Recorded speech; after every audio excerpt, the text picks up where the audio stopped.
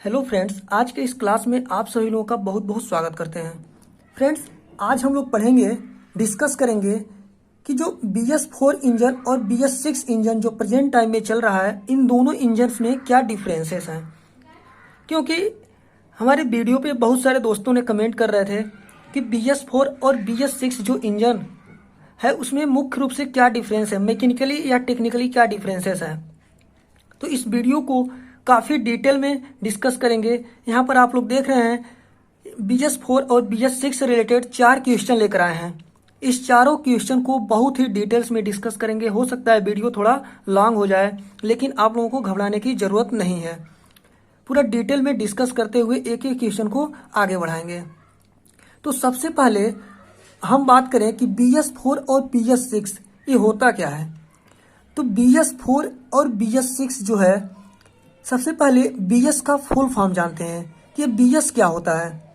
तो फ्रेंड्स, जो हमारा BS होता है इसे हम बोलते हैं क्या, भारत स्टेज। भारत स्टेज, इतना ही 2 ही वर्ड्स लिया जाता है। इसमें 2 वर्ड्स और हैं, Bharat stage emission standards. Bharat stage emission standards.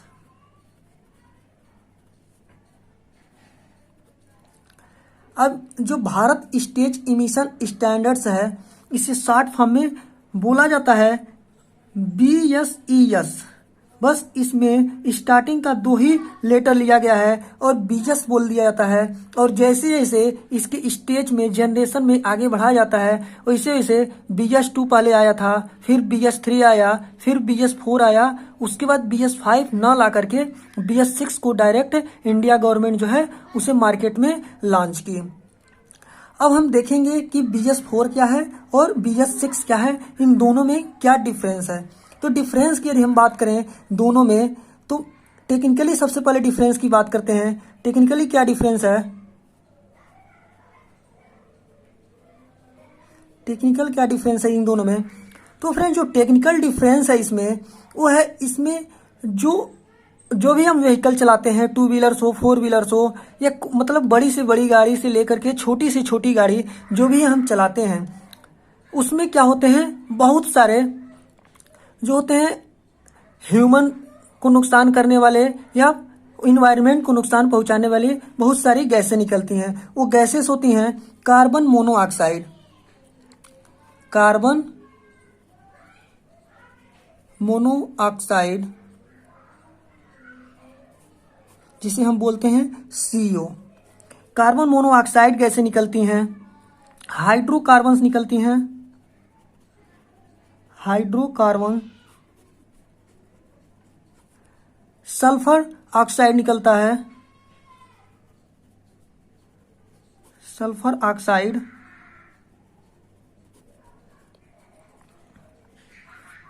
और नाइट्रस ऑक्साइड।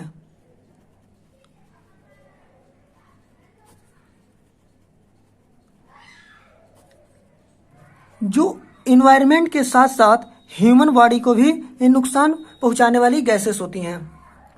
इन्हीं सब गैसेस को कम करने के लिए ये BS में जो डिफरेंस आता है, जो BS2 था, BS3 आया, BS4 आया और BS6 आया है, इसीलिए इनमें अलग अलग जो है स्टेज को लाया जाता है, जिससे इन सब गैसों में कमी आ सके। अब हम बात करेंगे, टेक्निकल डिफरेंस की बात कर रहे हैं, तो जो हमारी BS6 गाड़ी है, यहाँ पर ले लेते हैं BS4 गाड़ी एंड यहाँ पर ले लेते हैं BS6। अब देखेंगे कि जो BS4 गाड़ियाँ थीं उनमें कितना कार्बन मोनोऑक्साइड निकलता था, और जो BS6 गाड़ियाँ हैं इसमें कितना कार्बन मोनोऑक्साइड गैसें निकलती हैं। अब आपके अंदर सबसे पहले क्वेश्चन ये आएगा कि ये कार्बन मोनोऑक्साइड गैस या हाइड्रोकार्बन या सल्फर डाइऑक्साइड या नाइट्रस ऑक्साइड, ये गैसें निकलती कहाँ से। तो फ्रेंड, जो भी हम फ्यूल अपने व्हीकल में, अपनी गाड़ियों में यूज करते हैं, उसका सिलेंडर ब्लॉक में जा करके क्या होता है, कंबस्टन होता है, बर्न होता है, जिससे हमें क्या मिलता है, पावर मिलता है और गाड़ी हम चलाते हैं। तो इन सब पावर जब मिलता है तो उसमें से कुछ एग्जॉस्ट गैसें बाहर निकलती हैं, जो साइलेंसर के थ्रू बाहर निकलती हैं। तो साइलेंसर के थ्रू बाहर निकलते समय जो धुआं होता है, जो स्मोक होता है, उसी में ये गैसें उसी के रास्ते गैसें निकलती हैं। तो हम बात करेंगे जो कार्बन मोनोऑक्साइड गैस है वो BS4 में कितना निकलता है। तो जो इंडिया गवर्नमेंट का स्टैंडर्ड था BS4 में कितना कार्बन मोनोऑक्साइड गैस बाहर निकलना चाहिए, वो था कार्बन मोनोऑक्साइड का 1.970 ग्राम पर किलोग्राम पर किलोमीटर, 1.97 ग्राम पर किलोमीटर, यानी 1 किलोमीटर आप यदि BS4 की गाड़ी कोई बाहर चलाते हैं, ये 2 व्हीलर की हम बात कर रहे हैं, 4 व्हीलर इसमें नहीं लिए हैं, और पेट्रोल इंजन की बात कर रहे हैं।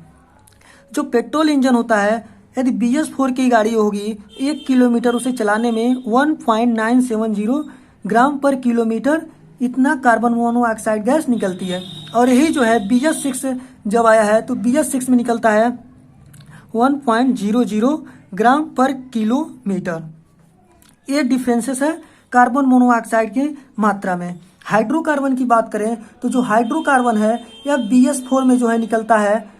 BS4 में इसका कोई स्टैंडर्ड डिफाइन नहीं था, बट BS6 में जो है वह 0.1 ग्राम पर किलोमीटर से ज़्यादा नहीं निकलना चाहिए, 0.1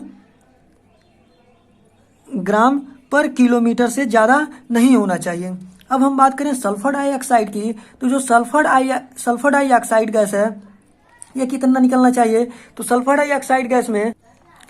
डाइऑक्साइड गैस का भी जो BS4 में था इसमें कोई स्टैंडर्ड डिफाइन नहीं था, और जो BS6 हमारी इंजन्स आई है उनमें जो है यह 1.01 ग्राम पर किलोमीटर होता है जो BS6 इंजन होता है इसमें।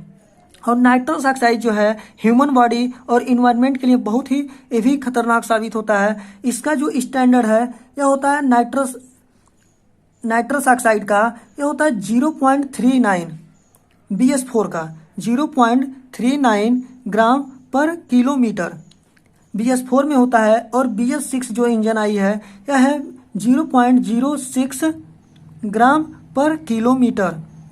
तो ये थे हमारे कुछ टेक्निकल डिफरेंसेस BS4 और BS6 इंजन में।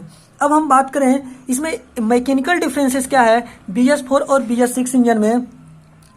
तब यहाँ पर मैकेनिकल डिफरेंसेस बात करते हैं। तो आप लोग देखते होंगे फ्रेंड, जो BS4 की गाड़ियां आती थी उसमें कार्बोरेटर लगा होता था। क्या लगा होता था? यहाँ पर भी हम 2 कॉलम बनाते हैं, एक बनाते हैं BS4 और एक लिखते हैं हम BS6 की। यानी BS4 इंजन और BS6 इंजन में क्या डिफरेंसेस है मैकेनिकली। तो जो BS4 गाड़ियां आती थी फ्रेंड्स, आप लोग इसमें देखते थे क्या होता था, कार्बोरेटर होता था, कार्बोरेटर का यूज किया जाता था। और जो BS6 इंजन आया है इसमें क्या लगा होता है, FI लगा होता है, मतलब फ्यूल इंजेक्शन सिस्टम इसमें लगा होता है। यानी जो भी हमारी BS4 की गाड़ियां आती थी उसमें कार्बोरेटर होती थी, और कार्बोरेटर के थ्रू हम फ्यूल की मात्रा और एयर की मात्रा को कम और अधिक कर सकते थे।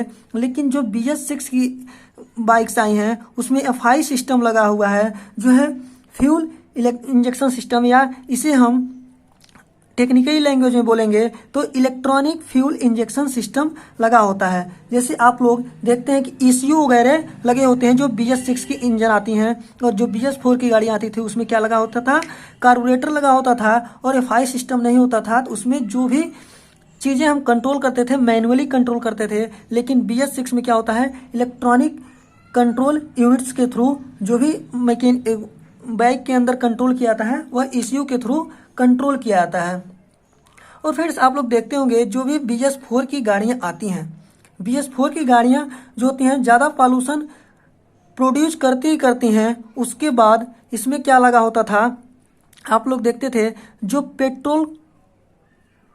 पेट्रोल को ऑन और ऑफ करने के लिए लगा होता था उसे बोलते हैं पेट्रोल कॉक वाल्व। उसे क्या बोलते हैं, पेट्रोल कॉक वाल्व। जैसे BS4 में जैसे हम अपने बाइक्स में पेट्रोल को ऑन, रिजर्व या ऑफ करते थे उसे क्या बोला था है, पेट्रोल कॉक वाल्व। ये BS4 की गाड़ियां में देखने को मिलता था। लेकिन जो BS6 आया है इसमें आप पेट्रोल को ऑन और रिजर्व या ऑफ नहीं कर सकते हैं। इसमें रिजर्व का कोई ऑप्शन ही नहीं होता है, इसमें हटा दिया है। ये जो भी पेट्रोल की मात्रा को कंट्रोल करता है वह कहाँ से होता है, ECU के थ्रू होता है या FI के थ्रू होता है। अब हम बात करेंगे जो BS4 और BS6 में बेहतर इंजन कौन सा है। तो BS4 और BS6 में हम बेहतर इंजन की बात करें तो फ्रेंड्स BS4 और BS6 जो हमारी गाड़ियां थी, इन दोनों में इफिशियंसी मतलब एफिशिएंसी की बात करने जा रहे हैं अब। तो जो भी इफिशियंसी होगा BS4 और BS6 की, वह क्या होगा, जो BS4 इंजन है, जैसे मान लीजिए आप ले लेते हैं अपाची RTR 160, अपाची RTR 160 को आप ले लेते हैं, तो इसमें जो RPM होता है 8000 RPM के साथ, यानी BS4 इंजन के ले लेते हैं, BS4 इंजन और BS6 इंजन। तो BS4 और BS6 इंजन में 8000 RPM के साथ ये कितना हमें टार्क देता था, 8000 RPM के साथ ये टार्क जो देता था वह देता था 16.5 PS। 16.5 PS का एक टार्क हमें प्रोड्यूस करता था RTR 160 BS4 इंजन। बट जब BS6 इंजन यही आया RTR 160, तो ये हमें प्रोड्यूस करने लगा 8000 RPM पर ही। कितना पावर प्रोड्यूस कर रहा था, तो ये प्रोड्यूस जब करता है 16.8 PS। यानी इसमें जो BS4 इंजन है और BS6 इंजन है, दोनों का RPM सेम है, बट जो इसमें पावर है ये क्या है, ये पावर है। तो पावर जो है इसमें BS6 इंजन में उतना ही RPM पर ज़्यादा पावर मिल रहा है, लेकिन BS4 इंजन में सेम RPM पर पावर कम प्रोड्यूस कर रहा है। तो इससे क्या होगा, जो हमें टॉप स्पीड मिलेगा टॉप गियर में, वह ज़्यादा हमें पावर मिलेगा, स्पीड ज़्यादा मिलेगा उतना ही RPM पर BS6 में, बट BS4 में ज़्यादा RPM पर जो पावर है वह कम मिल रहा है। यानी सेम RPM पर बात करें तो BS4 में ज़्यादा पावर मिलेगा और BS4 में कम मिलेगा, BS6 में ज़्यादा मिलेगा। अब हम बात करें इंजन मेंटेनेंस की बात करें, तो इंजन मेंटेनेंस की बात करें तो इंजन मेंटेनेंस जो है, इंजन मेंटेनेंस कॉस्ट,